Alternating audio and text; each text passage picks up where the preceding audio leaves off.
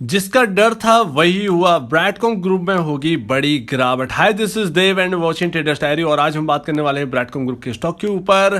क्या ब्रैडकॉम ग्रुप अब यहां से गिरने वाला है और क्या 80 और 70 के लेवल अब देखने को मिलने वाले? तो चलिए दोस्तों इसके ऊपर बात कर लेते हैं। तो दोस्तों जिस बात का डर था यहाँ पर वही हुआ है। देखिए अब यहाँ पर काफी ज्यादा स्थिति यहाँ पर चेंज हो चुकी है और इसमें कोई शंका की बात नहीं है। ये 5% का सर्किट था, इसीलिए आप लोग यहाँ पर जो है ब्रैडकॉमियंस, हम सभी ब्रैडकॉमियंस यहाँ पर जो है यहाँ पर संभलते हुए नजर आए। 5% की गिरावट देखनी पड़ी है, लेकिन ध्यान रखिएगा ये अब रुकेगी नहीं गिरावट। ये 100 रुपए के नीचे जाने वाली है, ये पूरा अनुमान है।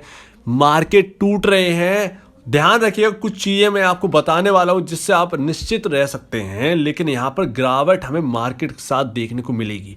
यहां पर ग्लोबल अगर देखें तो सभी के सभी टूटे हुए 5% यहां पर यूरोपियन मार्केट टूटे हुए हैं। इवन यहां पर जो है निफ्टी जो है वो नीचे बंद हुआ है।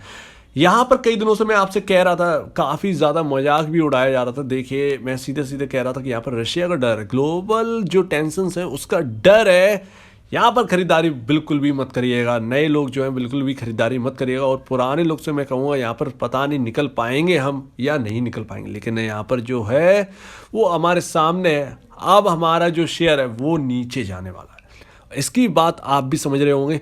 हुआ क्या है कि मैं आपको बताता हूँ। नस्दाक और डाउ, देखिए नस्दाक और डाउ, अब इनमें चिंताजनक बात यह है कि जो नस्दाक है वो सिर्फ और सिर्फ 700 पॉइंट दूर है अपने 52 वीक लो से। ये बहुत बड़ी बात है। सभी कंपनीज की अर्निंग बहुत अच्छी है, इवन यहाँ पर ब्रैडकॉम ग्रुप की अच्छी है, इसमें कोई दोहराई की बात नहीं है। कंपनी यूएस की अर्निंग बहुत अच्छी आ रही है, कोई दिक्कत की बात नहीं है, लेकिन अब हमें ग्लोबल के साथ करना है। अब दो डर है, देखिए दो डर है। एक तो ग्लोबल का जो मैं हमेशा कह रहा था, दूसरा डर है आपका फेड की बैठक का। फेड की जो है ना वो बैठक का डर है, और फेड की बैठक में भी अब गिरावट होनी है, क्योंकि इंटरेस्ट रेट अब जो बढ़ाने वाले हैं उसकी वजह से भी गिरेगा। पता नहीं है कि मार्केट सस्टेन कर पाएगा या नहीं कर पाएगा, ये कहना बहुत बहुत ज़्यादा मुश्किल है। मार्केट गिरेगा तो ब्रैडकॉम ग्रुप का शेयर भी गिरेगा। तो मुझे लगता है कि अभी जो बोनस है ना, बोनस जो होगा वो होगा भैया यहाँ पर 100 रुपए के नीचे कोई लेवल होगा। ये नहीं पता कौन सा लेवल हो सकता है, लेकिन लगता है ऐसे ही कि 100 रुपए के नीचे ही अब बोनस हमको मिलने वाला है। और देखेंगे कि वो लेवल कौन सा होगा कि जहाँ पर यहाँ पर जो है बोनस मिलेगा।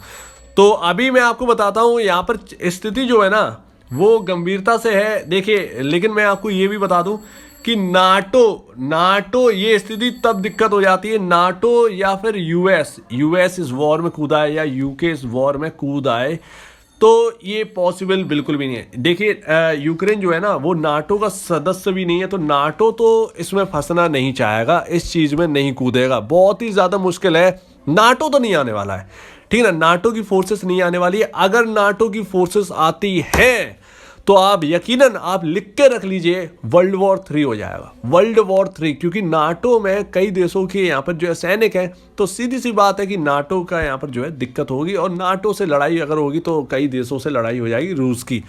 तो यहाँ पर न्यूक्लियर यहाँ पर वेपन यूज़ करे जाएंगे, जो कि बिना किसी शंका के यहाँ पर यूज़ करे जाने हैं, क्योंकि नाटो इतनी बड़ी फोर्सेस से अगर टक्कर होगी तो रशिया जरूर अपना न्यूक्लियर जो वेपन्स है वो यूज़ करेगा। न्यूक्लियर वेपन कहाँ गिरेंगे, किधर गिरेंगे, तो भैया मार्केट की त्रासी हो जाएगी। मार्केट तो पता नहीं, इंसान ही पता नहीं कहाँ होगा।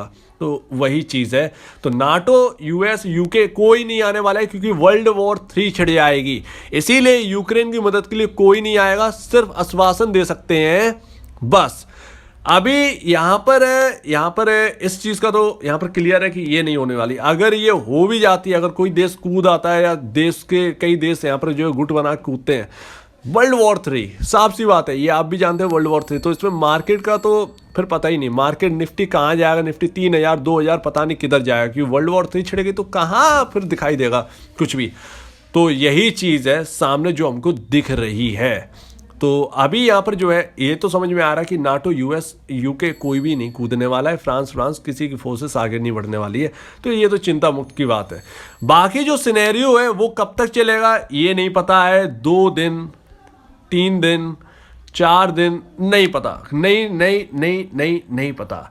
लेकिन हाँ, जब भी मार्केट रिकवर करेंगे तो बहुत तेज़ी से रिकवर करेंगे। और प्लस इसके साथ साथ ध्यान रखिए, वोलेटिलिटी जो है वो बहुत तेज़ी से बढ़ने वाली है। वोलेटिलिटी बहुत तेज़ी से बढ़ेगी, यहाँ पर इंटरेस्ट रेट बढ़ाए जाएंगे, ये वगैरह वगैरह वगैरह। तो लगता है कि मार्केट जो है ना वो 1 डेढ़ महीने 2 महीने के लिए गया, किधर भी गया अब नहीं पता।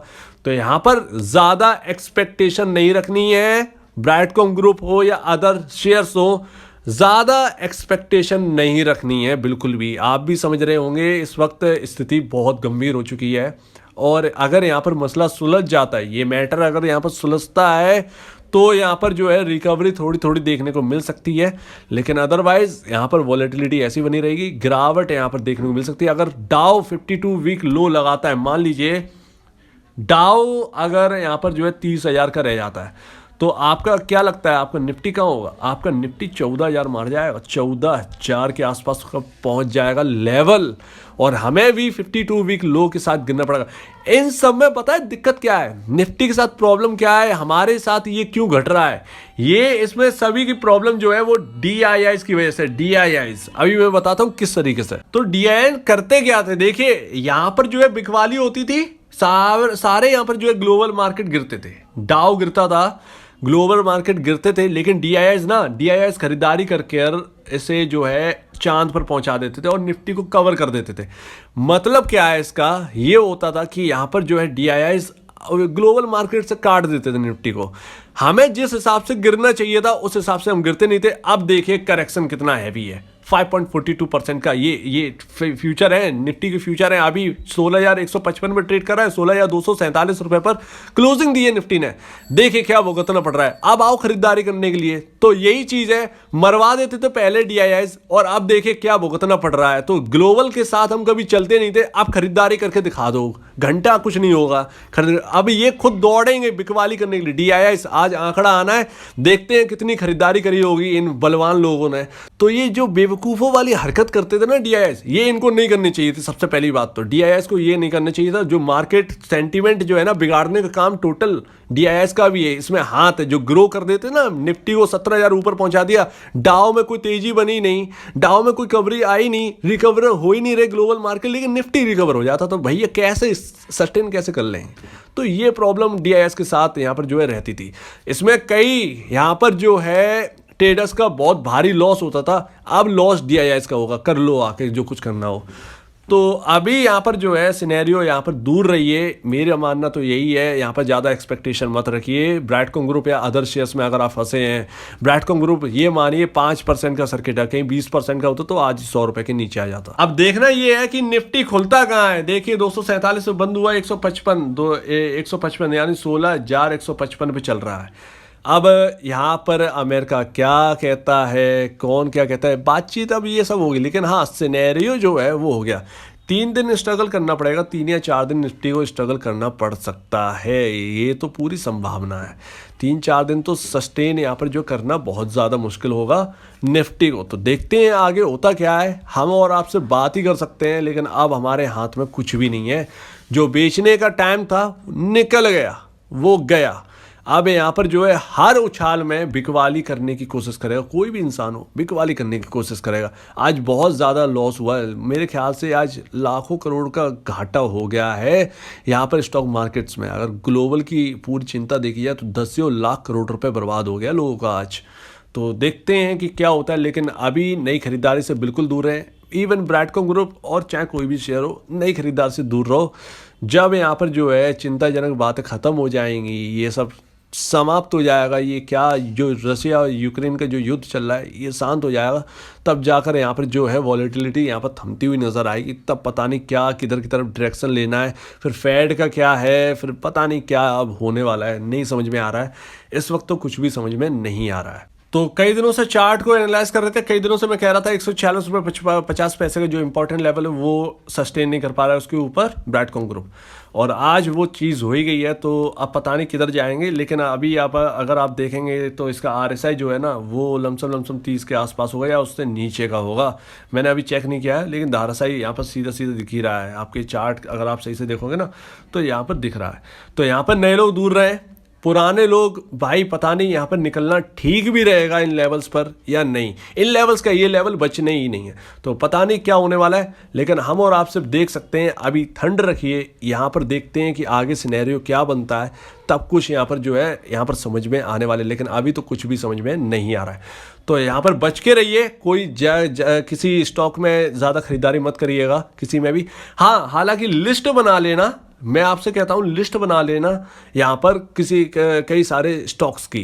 तो ध्यान रखिएगा, उन स्टॉक्स अगर बहुत ज़्यादा सस्ते हो जाए तो यहाँ पर खरीदने की कोशिश करिएगा। लेकिन नाटो और यूएस और यूके का क्या कदम होगा अगला, ये सब वॉर में नहीं कूदेंगे, लेकिन इन पर नज़र रखिएगा खबर क्या है, तभी यहाँ पर कुछ करिएगा। यहाँ पर बच के रहिएगा, अपना पैसा जो है वो सेफ रखिएगा। तो मिलते हैं अगली वीडियो में, देखते हैं क्या होता है। तब तक कल का इंपॉर्टेंट दिन रहेगा, आज तो बहुत बड़ी गिरावट रही है। तो अगर आपको इस वीडियो में कोई भी प्रॉब्लम, कुछ पूछना है, कुछ बताना है, कुछ कहना है, तो प्लीज़ कमेंट सेक्शन में कहिएगा। और अब दीजिए मुझे इजाज़त। वीडियो देखने के लिए बहुत बहुत धन्यवाद दोस्तों।